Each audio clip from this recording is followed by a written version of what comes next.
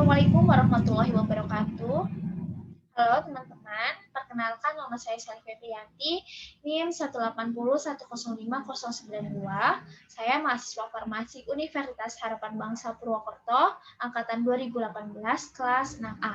Di sini saya akan mempresentasikan atau menjelaskan terkait penyakit Alzheimer dan multiple sclerosis. Ya, untuk Alzheimer sendiri mungkin sudah sangat tidak asing ya. Alzheimer garis besarnya adalah penyakit lupa, mudah lupa dan linglung ya, yang berkaitan dengan neurotransmitter.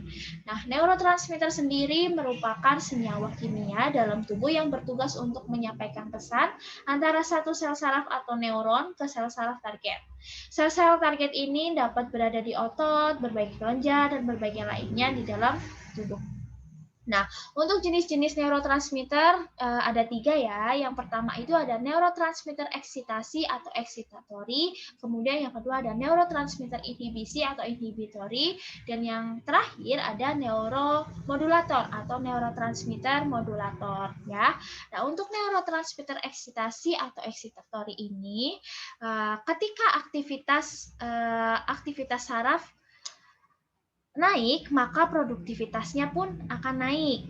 Nah, tapi untuk neurotransmitter inhibisi atau inhibitory ini kebalikan dari neurotransmitter eksitasi atau excitatory ya. Ketika produktivitasnya naik, maka aktivitas sel saraf pun akan menurun gitu. Jadi ketika neurotransmitter eksitasi atau excitatory ini produktivitasnya tinggi, maka aktivitasnya akan tinggi juga. Tapi kebalikannya untuk neurotransmitter inhibisi atau inhibitory itu ketika produktivitasnya naik, maka ketika sel sarafnya produktivitasnya itu naik, maka produktivitas selnya akan menurun. Nah, untuk neurotransmitter atau neurotransmitter modulator atau disingkat neuromodulator, ini merupakan neuron yang dapat mempengaruhi jumlah besar pada satu waktu. Itu.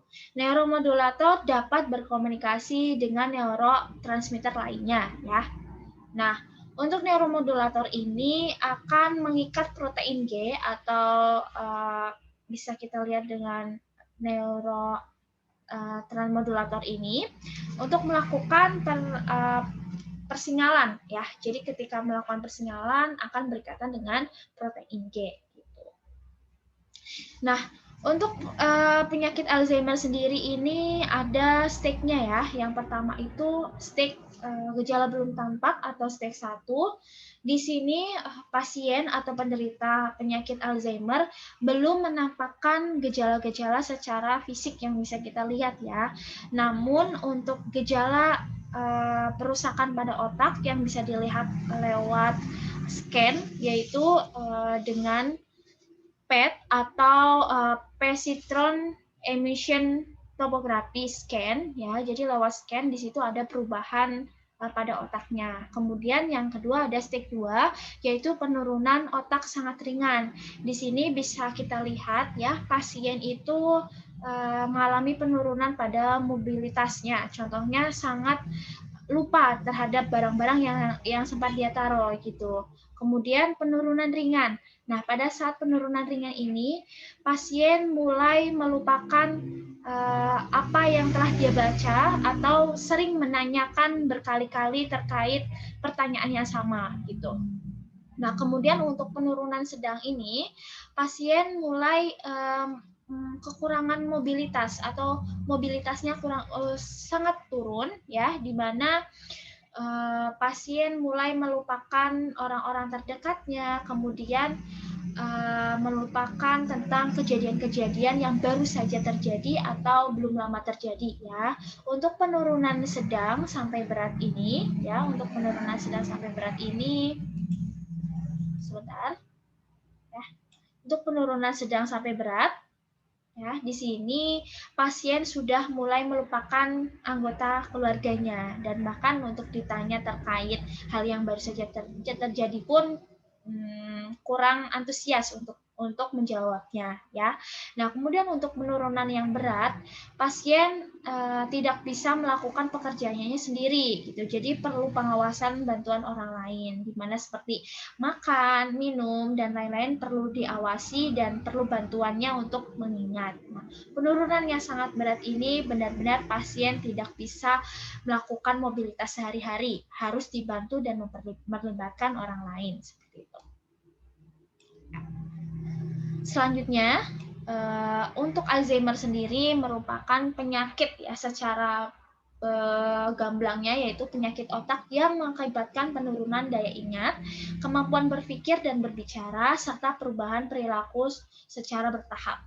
Kondisi ini banyak ditemukan pada orang-orang di atas 65 tahun ya. Jadi pada usia lansia itu di atas 65 tahun gitu, di mana otak mengalami penurunan, permeabilitasnya mengalami penurunan sehingga kerusakan pada otak ya, yaitu hormon-hormon yaitu saraf-saraf atau neurotransmitternya berkurang untuk aktivitasnya serta permeabilitasnya. Nah, otak pada penderita Alzheimer. Nah, di sini yang pertama itu pada otak normal ada banyak jaringan otak yang sehat di area bahasa ya, atau area-area untuk mengingat.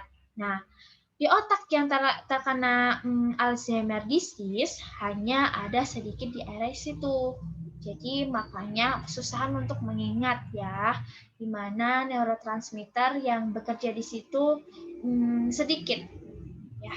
Nah, yang ketiga itu ada banyak perbedaan antara kedua otak termasuk area memori, sulcus, gyrus dan ventricle dan bahasa ya. Di otak Alzheimer disease ini menyusut menjadi ukuran yang tidak sehat. Jadi otaknya mengalami penyusutan karena ya tadi neurotransmitternya untuk yang bekerja sebagai pengingat atau memori, sulcus, gyrus, ventricle dan bahasa ini tidak ada dalam jumlah normal di area tersebut gitu.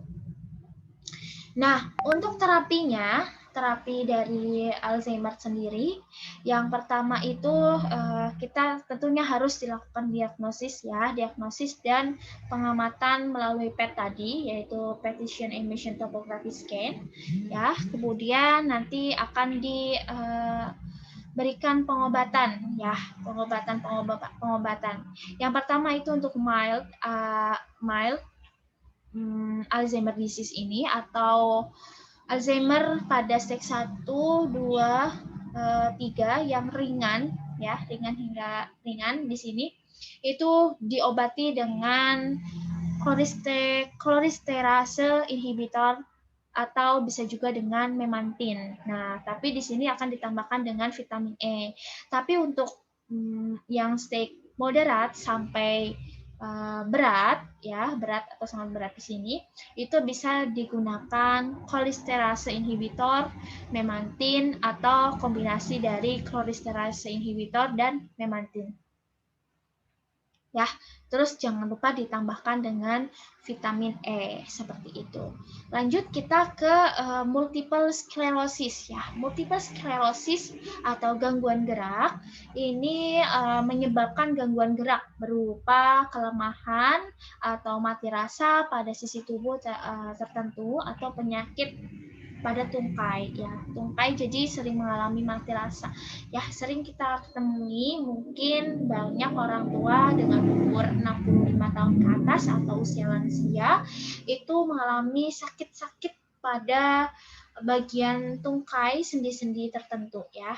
Nah, kemudian dari kelemahan atau mati rasa ini akan mengalami sulit berjalan, sulit menjaga keseimbangan, sensasi seperti tersengat listrik yang terjadi akibat gerakan leher tertentu, terutama ketika penderita menggerakkan leher ke depan. Jadi ketika penderita multiple sclerosis ini menggerakkan leher ke depan, dia akan merasa seperti tersengat listrik seperti itu sakitnya. Nah, akhirnya akan timbul tremor atau gemetar. Nah, pada gangguan multiple sclerosis ini juga akan mengalami gangguan penglihatan. Nah, gangguan penglihatan dapat terjadi akibat multiple sclerosis meliputi 1. Kehilangan sebagian atau seluruh kemampuan penglihatan. Hal ini biasanya diikuti rasa sakit serta eh, rasa sakit saat menggerakkan mata. Jadi pada saat menggerakkan mata tadi ya, di sini kan seperti tersengat listrik ketika menggerakkan lehernya ke depan. Iya, segala jenis gerak itu akan terasa sakit ketika pasien mengalami multiple sclerosis ini. Salah satunya yaitu pada gangguan penglihatan ya, akan merasa sakit ketika menggerakkan matanya berkedip seperti ini ya. Nah, penglihatannya ganda ya, seperti ketika rasa sakit itu setelah ada di mata, maka penglihatan pun akan terlihat ganda. Jadi ada duplikat penglihatan seperti itu ya. Bayang ya, teman-teman. Nah, pandangan menjadi kabur ya. Di sini kurang menjadi kabur. Nah, selain gangguan pergerakan pada gangguan melihat, penderita multiple sclerosis juga bisa merasakan beberapa gejala di bawah ini, yaitu seperti merasa pusing, lemas, ya, sulit bicara, rasa sakit dan kesemutan pada bagian-bagian tubuh, gangguan pada kandungan kemih, usus dan organ seksual. Di sini pusing mungkin karena ya gangguan tadi, gangguan penglihatan ketika kita melihat pandangan kabur atau rasa sakit pada area mata itu juga akan berdampak kepada bagian otak kita. Gitu. Nah, untuk terapi multiple sclerosis sendiri, karena multiple sclerosis akan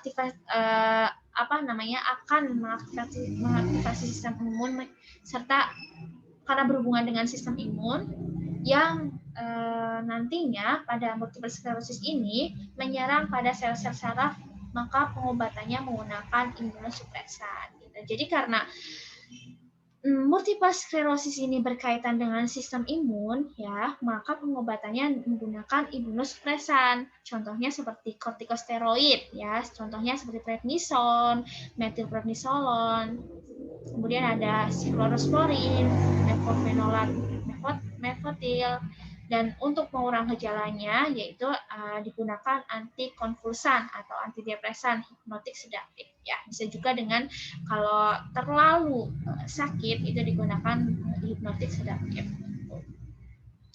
Ya, sekian presentasi dari saya terkait Alzheimer dan multiple sclerosis.